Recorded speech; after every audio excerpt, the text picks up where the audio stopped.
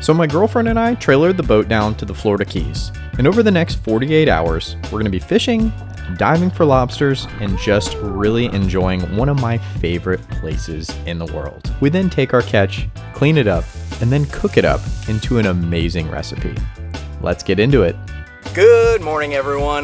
Welcome to the Keys. Christina and I are here down in Islamorada, and we're doing a little fishing, we're doing a little lobstering, hopefully, and just having a great time. Right now, we're in like 600 feet of water in the middle of this big blue ocean, trying to catch some big mahi-mahi, dolphin, dorado, whatever you call them. So we are headed out looking for stuff floating, we're looking for birds diving, really anything that is going to mean some fish are around, some activity is around. So Christina's biggest dolphin is about, what, like 10 inches? Yeah, I lost the big one in Costa Rica. I lost it for her, but we're gonna try and get her on a big dolphin here, so let's get after it. Shortly after I filmed that clip, I was in gear, just cruising along in the Mako, and in about 700 feet of water, I started to see some explosions on top. Now, there was a significant amount of them, and there were actually some frigate birds working these explosions. I didn't have traditional trolling gear, but what I did have is some of these Rapala X-Wraps upgraded with some BKK Viper 41 hooks, so I trolled 2 of these behind the boat just to see what would happen. Just in gear, just like this. Yep. Oh my God, this is something really, really good. Oh my God.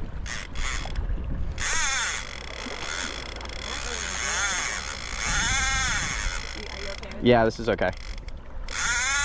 Oh my gosh, this is ripping. Absolutely clobbered the X-Wrap.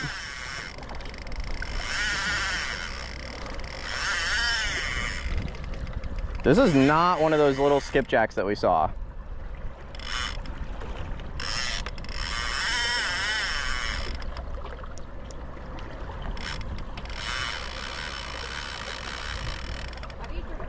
All right, can you do me a favor before you do that and just reel up these other rods? Actually, you want to fight this and then I'll reel up the other rods? What if you think that? Oh God, I don't want to. You don't want to? All right, so start with this one. I don't know what this is, y'all, but that X-Wrap that we were trolling got hammered by something good. We just got the Banco just in neutral right now. Or not in neutral, we're just very barely in gear. Helps keep this fish on, keeps the line tight. And if I hand the rod to Christina, it's gonna help keep the line tight, but we don't have anything other than the X-Wrap, so I could fight this rod fish in neutral, but I'm keeping us in gear to keep the other lines taut until Christina, until Christina clears them. Then we'll probably put the boat in neutral so we can get on top of this fish a little bit more. Typically trolling, keep the boat in gear the whole time, but yeah, that one was out super far. Yep.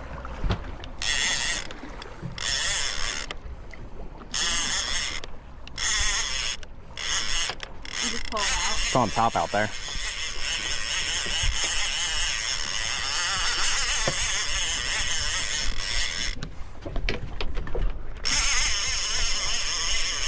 I think this thing was tail hooked, whatever it was. It's dead now. Yeah, it's on top, dead. Do you want me to put this just in the thing, not in the bag? Yeah, just put in there, not in the bag. Okay. Whatever this was that was hooked, kind of dead now. I thought this was a really big fish, but I actually think it's tail hooked, whatever it is, because now it's just coming in on top dead. We got the boat out of gear. It's not very big, but it ripped a lot of drag. I guess the drag was a little looser than I thought it was, but it was absolutely ripping at first. Might just be a bonita or a blackfin. Alrighty, we got some silver back in the mono. Not huge. What do we got? We got us a bonita.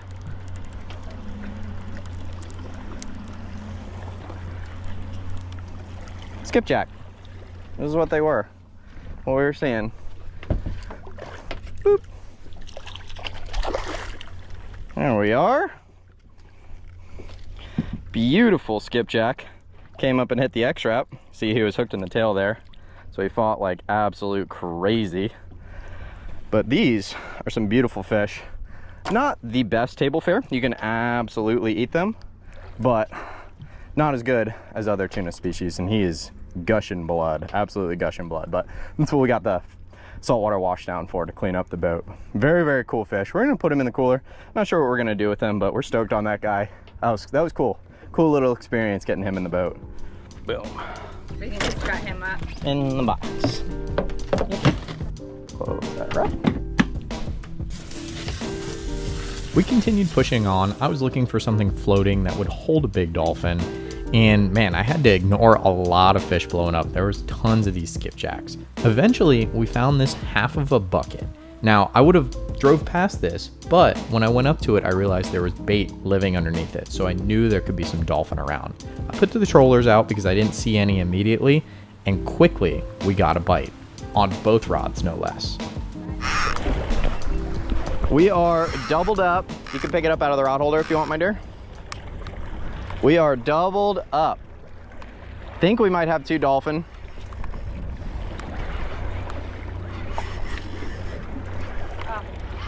He's still on there. Felt like I had a better fish and then it came off and then I hooked a smaller fish. This actually feels tuna-like to me. Yeah, mine feels very tuna-like right now. It was blown up on top, or jumping on top.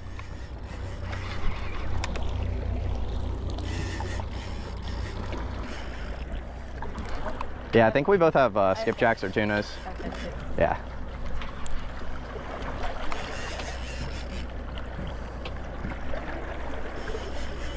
Oh, mine came off. Ripped off. Like, I feel like mine is off. No, it's fine. Oh, we're still slightly in gear. That'll make it easier on you.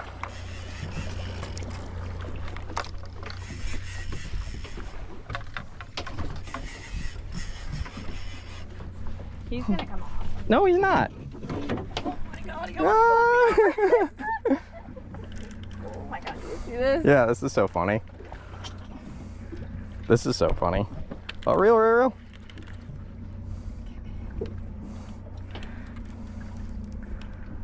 This is not it. No, you're good. You're getting good at that. Little.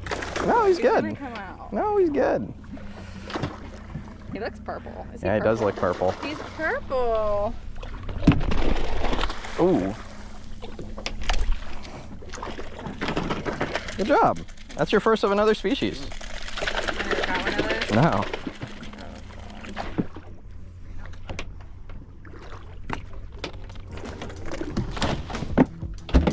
I kept pushing us offshore, and honestly, I was about ready to turn around. We were like 27 miles out at this point.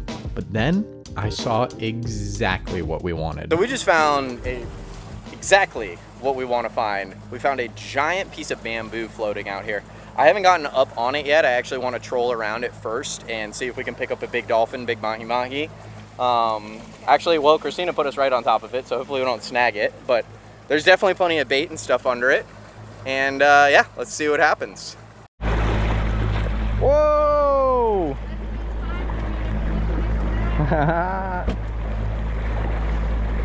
Wow. Oh Whoa! crazy. Whoa! Alrighty, we are hooked. We are hooked on a nice mahi-mahi. So it's kind of funny. We're riding around here and I'm looking at the rods and I'm not seeing the X-wraps, you know, moving properly. Typically you can look at the tip and see the X-wraps moving.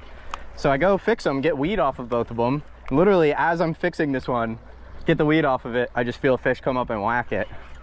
I told you guys that we didn't see anything on this piece of bamboo at first, but as we continued to fish around it, I told Christina, look, there's probably fish around here. It's worth fishing, worth sticking around.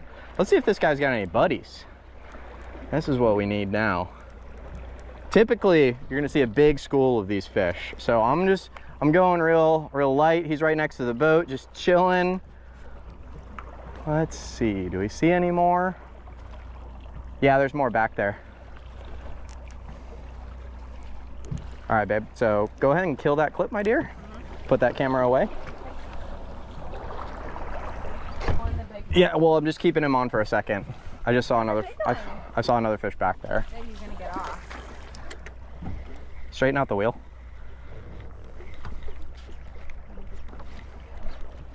Oh, oh, oh, look at them all. Look at them all. Look at them all. They're fired up. That's a big one. That's a...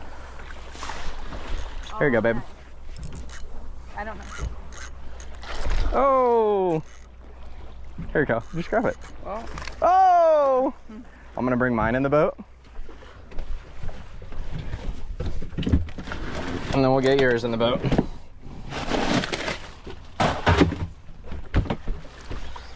Oh. You're doing good. Oh. He's gonna come off. No, no, no, he's not. He's hooked good. Yep. Yep. You're good.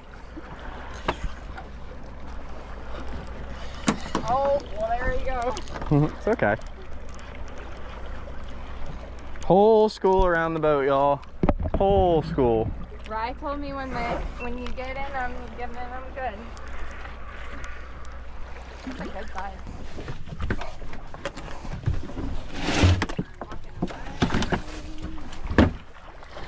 Yeah, sorry. All right, I'm gonna flip mine in.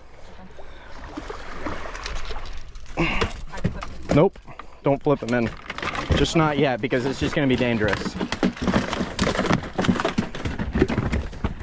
Nice, nice, babe, nice. Are you recording it? Yeah, I'm recording on my chest. I love this time of year for so many reasons. The weather is nice, the dolphin are getting significantly bigger than they were early summer, and the NFL season and the NBA season are underway. And that's why I'm super stoked to say that this video is sponsored by Underdog Fantasy. You could join the millions of fans that played Underdog last year, and with their pick'em game, you could win money by making picks on your favorite players. You could win up to 1,000x your money just by choosing higher or lower on player stats, like points, rebounds, threes, and much more. Create entries of only NBA picks, or mix and match across your other favorite sports, like the NFL. Underdog is available in 30 plus states, including California, Texas, and yes, Florida. Here are my picks for NBA opening night. Jason Tatum, I'm going higher than 26.5 points. Jaylen Brown, I'm going to go lower because I think Tatum's going off. And Karl Anthony Towns, I'm going to go higher. So sign up and deposit now using promo code MORIE to get up to $1,000 in bonus cash and a free pick. Underdog is the place to play.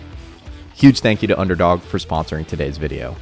Now, when you get into a school of dolphin like this, it's absolute chaos. So having everything organized, getting the fish straight into the cooler as opposed to having them sit on the deck is huge because they go crazy. They flop everywhere. Hooks are going everywhere. Gaffs are going everywhere. So it can be dangerous. You see here, I open up the cooler, put the fish right in and close the cooler on them. Let them calm down.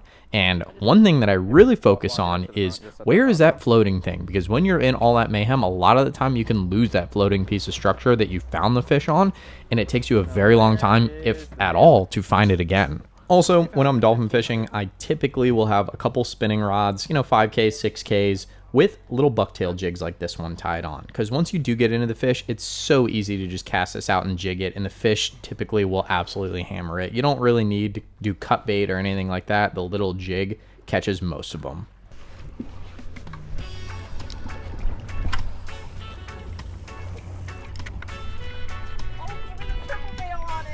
Following you? Yeah, I was on it. You want to use this for babies? How big is he? No. He's a little big. Trade me. Oh! Use the pliers. Here you go. Take this. Unless you want to get your own. What do you want?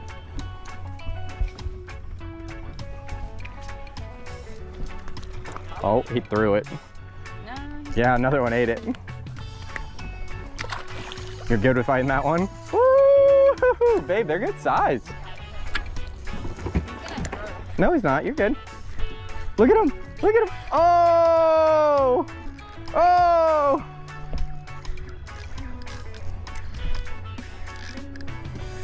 Oh, man, that is cool. Babe, this is fun, isn't it? Dude, all you need is a little jig, guys, and these fish absolutely love it. Once you find them on the troll, You can cast them on the spin. It's a good time. I'm gonna come up around you.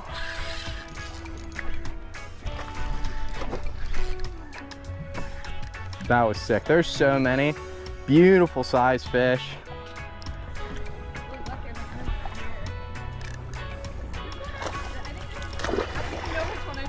Yeah. So many. They're like all over here. Dude, there's so many good ones. No, I know, and they're big. Yeah, they're beautiful fish. I am going.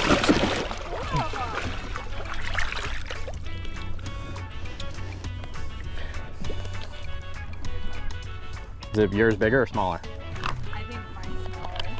All right, guys, I'm gonna release this beautiful cow. Let her go. Christina's still fighting hers. I mean, no, I'm waiting. Yeah, no, you're fighting yours. I'm gonna try and get one slight. I'm waiting for yours. I just had it by the boat. Woo! Now I'm biting it. Look at all the little ones. Dude, there's a bunch of good ones on this. That's awesome. Little ones. Are those Those are little jacks, like you caught. Wow. Oh, wow. So sick, guys. Woo-hoo-hoo. Man, these fish are fun.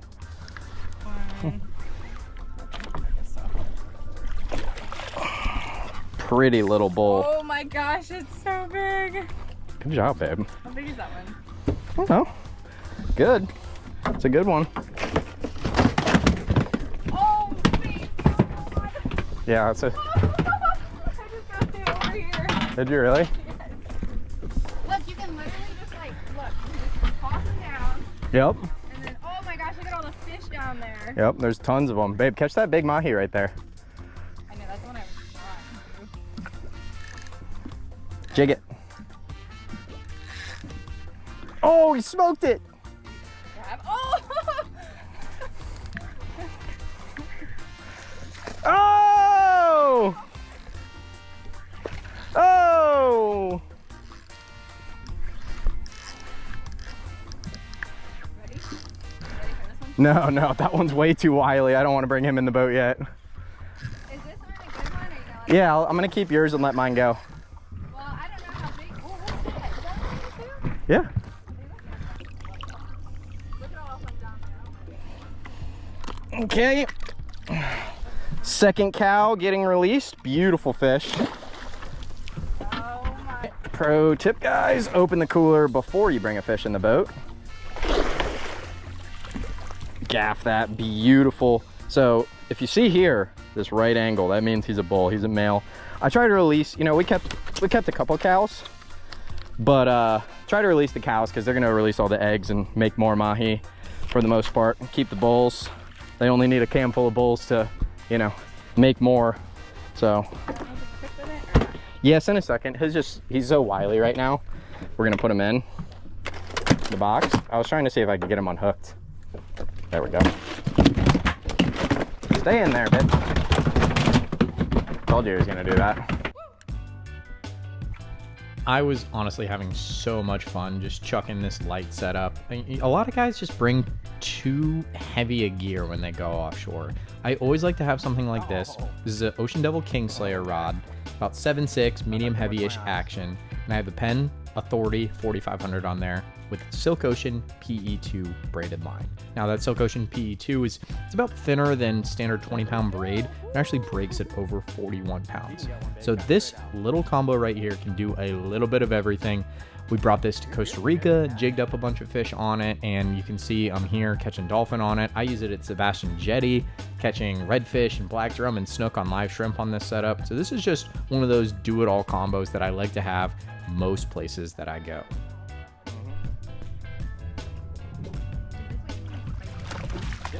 Jigging and reeling. Check it out, y'all. That's another beautiful cow. We're catching them, releasing them at this point. Christina's trying to catch more. They're looking. That one's like, Billy, don't eat it. Oh, you got a little one. I'll run. So this is one of the many Almaco jacks that are underneath floating things like that log. they sometimes will eat a bare hook. They have not seen much out here, and they're not the smartest fish in the ocean, but tons of these juvenile almacos. They get a lot bigger than this, but when they're bigger, they're not hanging out here anymore. They go to the reefs.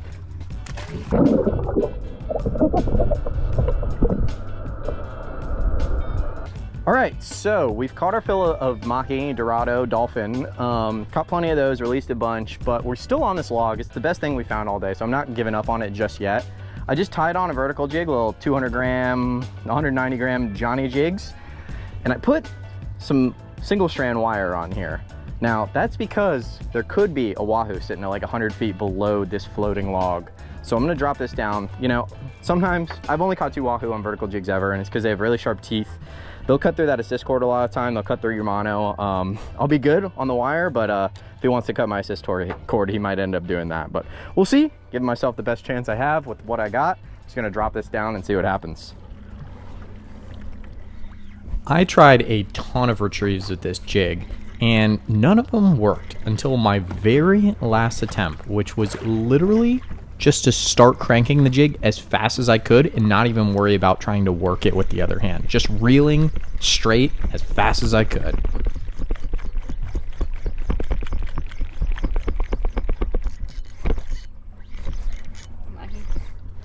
Who knows? Probably. Might be a little tuna.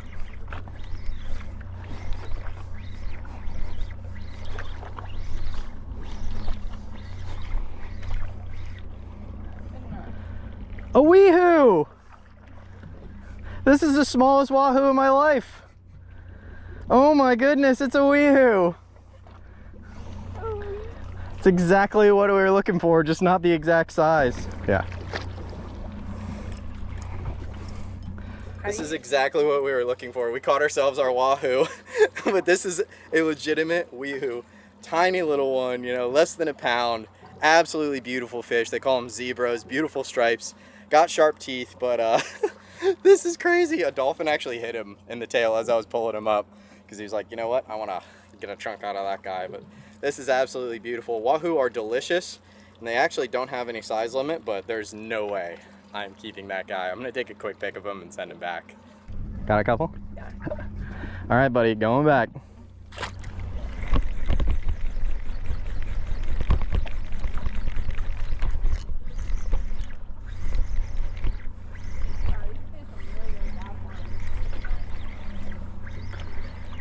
Might have another one. Might have another weehoo.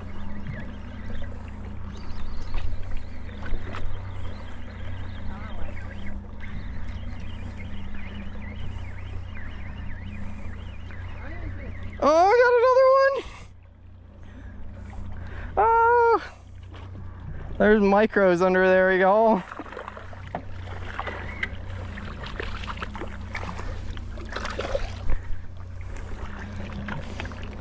There are micros down there.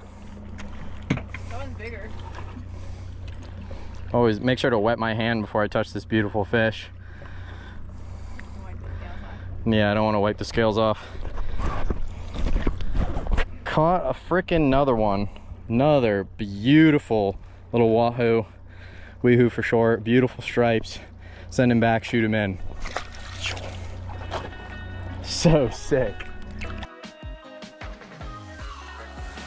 So, little update. We came inshore. We went to one of the local restaurants here on the water, docked the boat up, went to a place called Wahoo's. Food was amazing, vibes were amazing. Now, making our way back out the channel, back out offshore, and we're gonna do a little bit of lobstering. Well, we're at least gonna look for some lobster. Don't really have any spots down here. It's 5 o'clock, got a couple hours of light left, so Christina and I are gonna do our best to go out to some of these shallow reefs here, 10, 15, 20 feet deep, see if we can find anything. Who knows, might find a couple. Okay, so I don't know how well you guys could hear me. GoPro got a little water in it, but we just pulled up to a spot, found a couple lobsters down there. Don't know if they're gonna be big enough to keep or not, but they're definitely lobsters. So we're gonna go down and try and get them.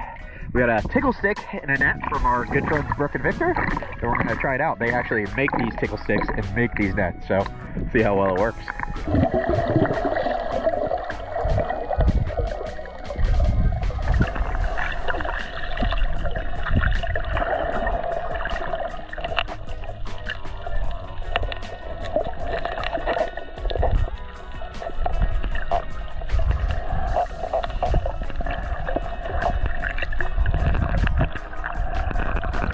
We got one. He looks a little small, but we'll measure him. See if he's legal or not. This guy looked a lot bigger under the ledge. It's been a long time since I caught a lobster. But just so you know, this is a lobster gauge. Basically, you take it, hook it at this piece. This guy is like a full inch short, because this needs to basically be there. The edge of it needs to be, I can't remember if it's called the carapace, but basically the end of this big part of his head shell. And yeah, he'd be like a full inch short. But Gets to go home. yep, cute little lobster. We're gonna send him back. Christina's gonna stick the GoPro in the water for the water release.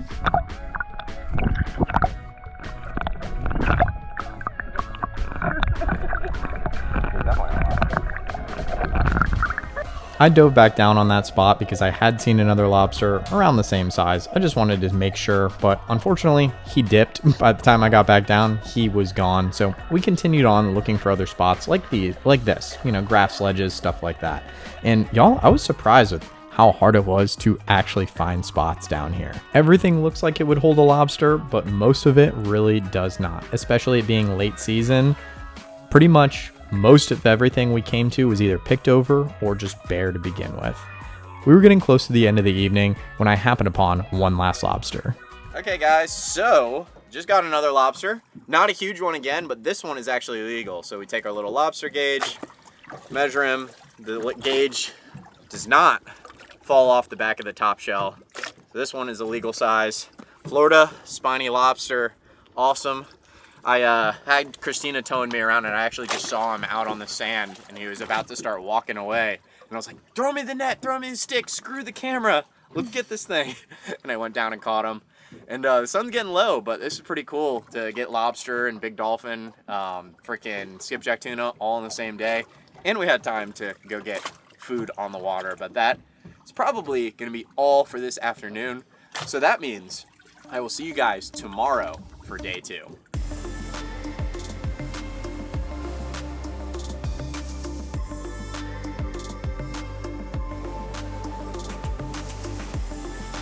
Good morning everyone, welcome to day 2. Christina and I are out today and pretty much the goal for today is not much fishing, but only lobstering. So we don't really have any spots down here, we're kind of just figuring it out as we go. And it's also late in the season, so a lot of these spots have been picked over. So basically what I'm gonna have Christina do is she's going to tow me around with the boat real slowly and I'm gonna be looking in different spots, kind of scouting out for different areas, seeing what we find. Now this is something that you have to take very seriously because you have a motor on and you have a diver in the water. So we have, you know, we've done this a handful of times and we take a couple safety precautions to ensure that I'm away from the motor when I get in and out of the boat. So there's no chance of me getting touched by that prop or anything of that nature. So basically, yeah. And we have very, very good communication. Yeah, and we're communicating. Yeah, absolutely. So I got a rope out the back. I'm gonna get my mask and fins on and then I'm gonna hop in the water and we're gonna do a little tow around this area that I just pulled up on my Garmin and let's see what we find. All right, going in, we got the boat in neutral. I'm getting in away from the motor. We also have the trolling motor spot locking us right now. Rye. This is called work smarter, not harder.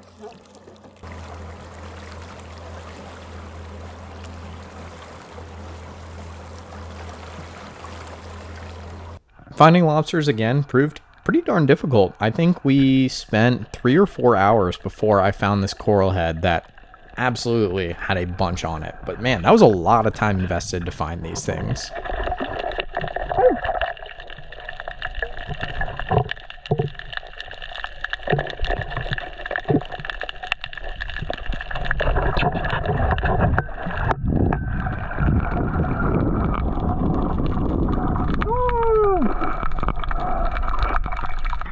This is another short, but there's a ton on that coral head below me, so I'm gonna let this guy go.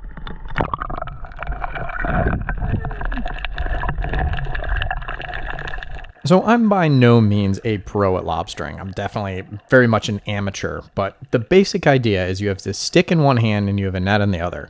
Take the stick and I try and gently walk the lobster out from his hole. And then basically just put the net over him and hope that he scoots right into the net. A lot of the times it doesn't work. A lot of times I chase him down, but right here I was able to grab another one pretty darn quick. Oh, got another one. He is not happy with me either. All right, let's see.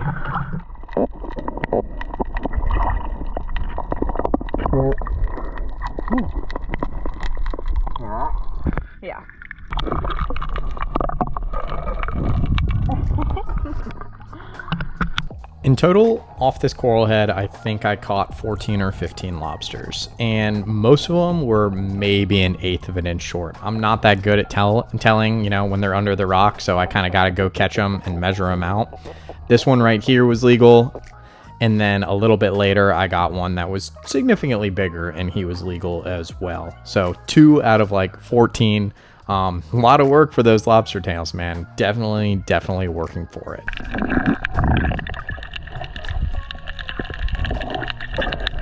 Going in the boat, buddy. We bumped around to some new spots, and man, I was just reminded how beautiful Florida is, and these areas are just look like another planet, and it's always such a treat to get to see. And funny story, I ended up taking one of these jellyfish right to the head, face, neck area. Not very fun, but honestly the pain's over in like 5 to 10 minutes and it just itches the next day, so not the end of the world. We have been in the water quite a bit today. We just hopped in and Christina spotted a couple lobster for me to go down and get. Now, honestly, she's better at spotting them than I am. I was pretty sure this one was gonna be short, but I forgot the measuring thing in the boat. Too small, so this guy's going home. Oh! And then we got one that was a little bit bigger. This guy is also gonna be just a hair short. Oh man, thought he was gonna be good. They're like so much bigger when they're in the water. Yeah, they look huge when they're in the water. This one's like an eighth of an inch short. It just falls off the back, just slightly too small. That's a beautiful Florida lobster. Man, I swear you can get a smaller red lobster or smaller tail at Red Lobster. So I wonder if people are keeping illegal ones. Whoa! On one of the last dives of the afternoon, this lobster absolutely was giving me the business. I was chasing him all around and I thought I had him here and he just did a U-turn. But if you have a good dive buddy, they're going to keep an eye on that lobster for you and help you find wherever he gets holed up a second time.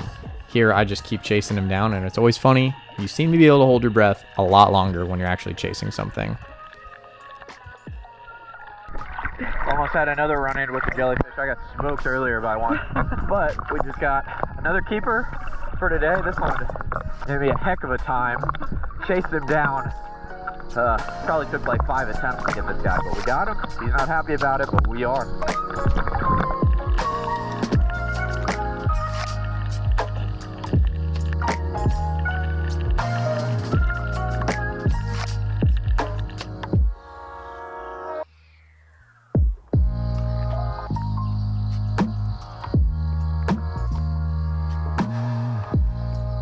Welcome back to the fillet table, guys. Got one of those little dolphin that we caught. This one's a cow. You guys can see by the rounded head, the bulls were the more right angle. We're just gonna clean this guy up real quick. Basically feel with my hand where the soft spots, that's basically where the meat is on this fish. And I'm just gonna use the knife, kind of outline to the edge of there. And with this fish, I bring the cut all the way down to this anal fin because they have a huge gut cavity. And since these fish are always eating, they're always growing, their guts are particularly gross. So I'm gonna go ahead and skip those for today. Take another cut down by the tail. And now we're just gonna start our initial outline of this fish. Just work my way up. Just the tip of the knife. All the way down. And then we're going to separate this fillet. Just slowly working down, consistently, down the edge of the dolphin.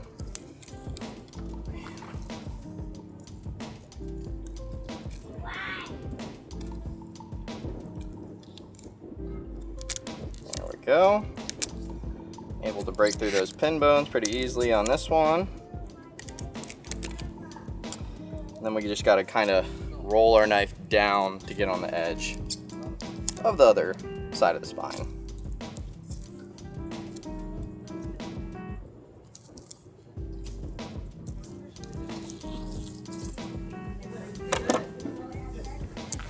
There we go. Nice dolphin fillet off that side. Flip her over and we're gonna do the exact same thing all the way down to that anal fin. Bam. Now, just work back towards the tail for that initial cut. Bam. If you guys are wondering why I'm wearing one of Christina's gloves, it's because I was hastily filleting some fish this morning and I cut myself and I needed something to put pressure on my hand to stop that bleeding so I could keep cleaning fish and not get blood all over the fish. There we go. And one last little piece there. Beautiful. Second dolphin fillet.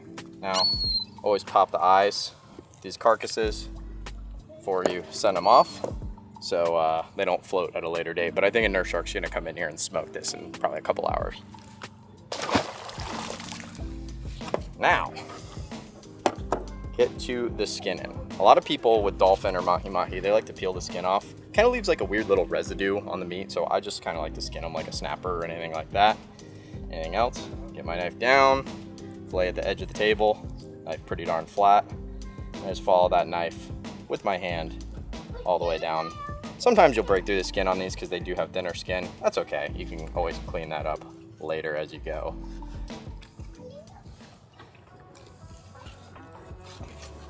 Bam. There we are. That looks pretty good. Last step with one of these fillets, as you regulars know, we just got to remove the center line, pin bones, and blood line on a mahi that we're just going to get rid of. So you can see that line there. It's about 1/2 inch thick on the other side. You can flip this fillet whichever way you like, but remove that. Bang. I always like to leave the skin on the table. Buddy taught me that because that way you're not having your meat getting infected with whatever other gross guts and stuff are on the table. So that is looking good. It's gonna go in a bag. So we got one of those lobsters that we worked so hard for yesterday. And I'm just gonna take the tail, fold it like this in my hand, twist the head off. Now this is only one of the few lobsters I've ever cleaned, so bear with me, guys. Bam. There we go. Have a lobster tail right here. Now, if I remember correctly, break an antenna off, and you stick it. What are we doing? We're gonna devein him, so get his digestive tract out of him. So these antennas have little spikes on them that face back towards you guys, back towards the camera. So I'm gonna stick it right here in his digestive tract a little bit, and then pull backwards. Ooh, let's try it one more time. So it actually was pulled out the opposite way on this one. Whichever way you can get. So now we have a beautiful Florida lobster tail. All right, let's see your best lobster cleaning attempt. Nice hat, by the way. I'm no expert, but basically I'm just gonna Rip it and rip it? Yeah, because I don't want these spikes really poking me too much. Twist it like that. Wow. So you've got your little tail. And then you're gonna take one of their little antenna, and we're gonna devein them. Alright, we're taking one of the little antenna, push it down a little bit, and then twist and pull, just like that. Wow, and you got that whole digestive tract out. Yep. And then you've got your lobster, and we'll clean them later and get all these other things off. Beautiful, good work. Thanks. I guess that means we will see you guys back at home in the kitchen. What's up, guys? Cheers. Welcome back to the kitchen. We're back at our house a little bit further north than the Keys. And today is football Sunday, and my Dolphins are not doing very well. So cheers to our boy, Tua Tagovailoa. Hopefully he makes a good recovery and is able to come back because the team looks abysmal without him. But what doesn't look abysmal is our tuna here. So this is skipjack tuna. Never eaten it before, so I'm actually really excited to try it. I'm just gonna prepare it like any other tuna appetizer like I typically would, like a blackfin tuna or a yellowfin. Just gonna do a real basic sesame seed sear. So I have some black sesame and some white sesame, and I'm gonna sprinkle that pretty much all over. I'm gonna roll these guys in this, try and get them evenly coated in both sesame seeds. Now, with sesame, I really don't notice a taste difference. Really, the black and white is just an aesthetic thing that just kind of looks good to have the mixture of both. That all in there. I also have a pan hot behind me right now, ready to sear this tuna up. Now, the biggest thing that I've noticed difference-wise with this fish in particular has been kind of the texture. So it looks very much like, you know, blackfin, I would say. But it looks a lot like blackfin, but I would say it feels a little bit mushier, a little bit softer. And I'm willing to bet that, you know, it wouldn't hold up compared to other, you know, more desirable tunas. And, you know, if you had one sushi roll with this and one sushi roll with those more desirable tunas, I bet you people would go for those more desirable tunas just because of the texture. But I think it's definitely worth trying, because I think a lot of our assumptions about fish might not necessarily be completely true. A lot of what people say when it comes to fish is something that they just heard. They're just, you know, they're just mimicking it. They heard a buddy say that fish is not good to eat, and they've never actually tried it themselves. So we're gonna try this tonight, and we're gonna feed this to Christina's family as well. So we're gonna get a bunch of people that wouldn't necessarily know. They just know that it's fish being served to them. So I'm excited to see what they think of this fish. So we have a little bit of sesame oil going into a hot pan, and we are just going to sear this appetizer real quick.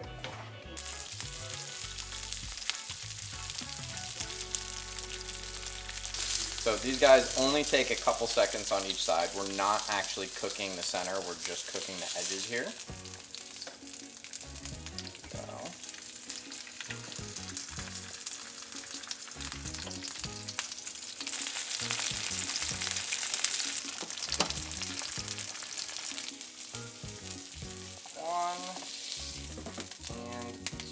And I just put them in the freezer real quick because they're gonna cut much more easily when they're cooled off. So I was told to get out of the way because I wasn't going to place the tuna on the plate properly in the prettiest presentation. So my backup and also fellow Sad Dolphins fan is placing the tuna onto a platter, making it look really, really nice. It's giving flour vibes. It's flour? Yeah. Nice. What are you going in with? Some eel sauce, homemade eel sauce, and then we'll just take a little side of soy sauce. How do you know they're not sharing? And then we serve it.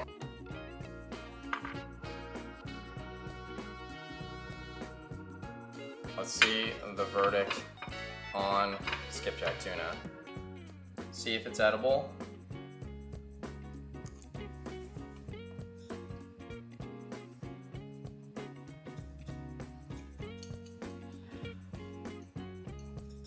I wouldn't be able to tell the difference in that and pretty much any other tuna, if I'm being honest. It's delicious. Okay, so next up, we are making a mango salsa to top on top of our dolphin. So base is obviously some mango. I have about 2 full-size mangoes diced up. Fairly fresh as, or fairly ripe, as ripe as I could get.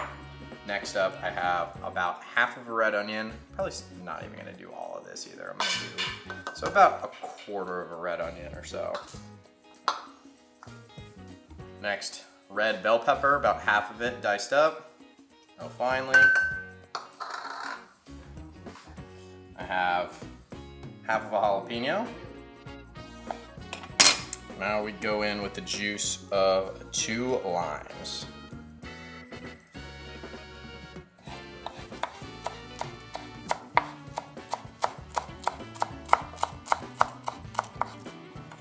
And lastly, just a little bit of cilantro. Smells good. Give that one big mix. A lot of colors working. Mango overall is going to be, you know, we want that sweet taste to be the most impactful, but also need that little bit of acidity from the citrus, a little bite from the red onion, tiny bit of spiciness from, you know, just half a jalapeno. So there's not going to be much spiciness in this at all. So we have our dolphin, our mahi-mahi, cleaned it up, cut out most of the bloodline, made sure there was no bones or anything like that, no scales, and we're gonna go in with my pretty, you know, basic seasoning that I use on a lot of different recipes. Real simple, salt, pepper,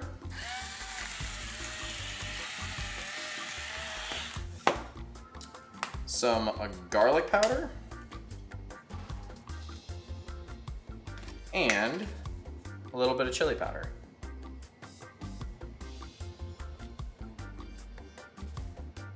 So we have our seasoned mahi just going into a hot pan. A little bit of avocado oil in there. And these don't take very long at all, but unlike the tuna, cook this all the way through.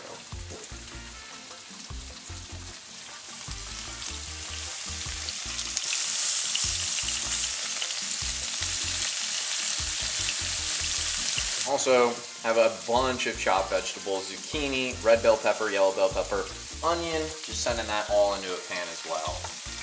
Basically kind of like a stir fry. Actually, they're called island veggies. Island veggies, she says. Yeah.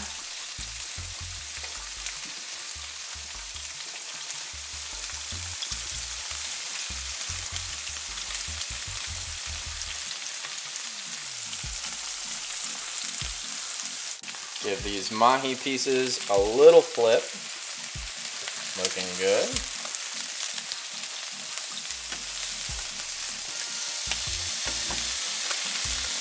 Cooking these in 2 batches. Kind of my thinner pieces here, and then I have my thicker pieces over there, just so everything is, you know, some pieces aren't undercooked, vice overcooked. Want them all about the same. We also have some coconut rice working, and one of my favorite things to do with coconut rice is to add some toasted coconut flakes. I'm just going to use everything that we got here. Basically lay these out on a sheet pan, bake them for just a couple minutes till they get golden brown. You mix that in with your rice. Oh, it's so good. And when making coconut rice, basically all I do is just go make normal rice, but I take half of the water and replace that with coconut milk. So if I'm using 2 cups of water typically, 1 cup coconut milk, 1 cup water. Officially the Dolphins lost, so I'm sad, but we'll finish out the YouTube video just for you guys. Taking out, ooh, these are flaking apart a little bit.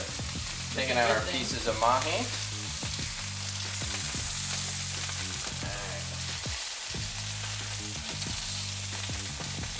Oh, those are looking good. We're gonna go in with batch number 2.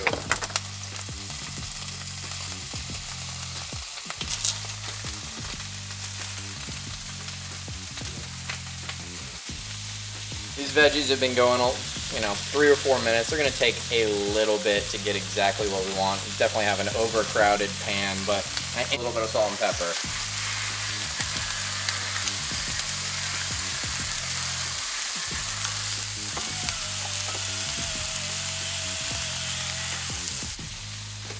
And just finishing these vegetables, just a little bit of butter. According to me, according to Christina, it's a lot of butter. Take very long at all. Bang. Filming? So we had these in for maybe 2 minutes at 300 degrees and they toasted up really nicely. Just fold this into our rice that already has that coconut base. Absolutely delicious. Love the combo of these two together. Add our coconut flakes to our coconut rice.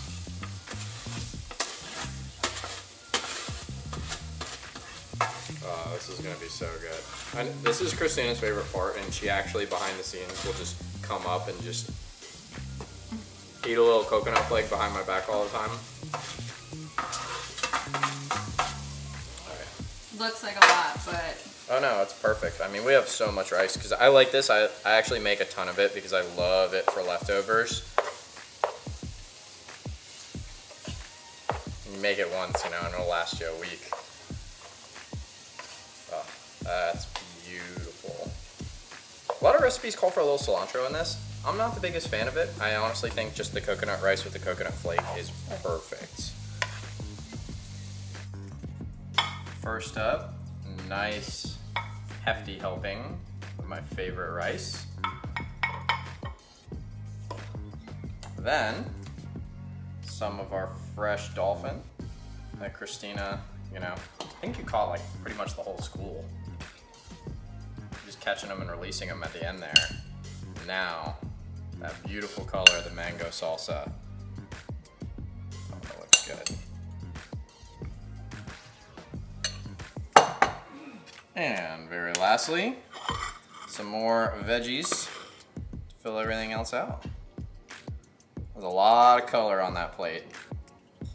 That is looking good.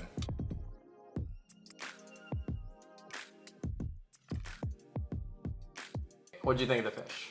Well, I thought it was fantastic. I chose the recipe myself and really enjoyed the preparation. Yeah, just like for this trip, Christina is the decision maker when it comes to dinner, and she was the decision maker. She's like, let's go to the Keys and film a video. So turned out great. I thought it was a really special video, a ton of fun. I want to thank you guys so much for watching. And if you want to see another awesome fishing video, check this one out right here, and I'll see you guys over there. Wait.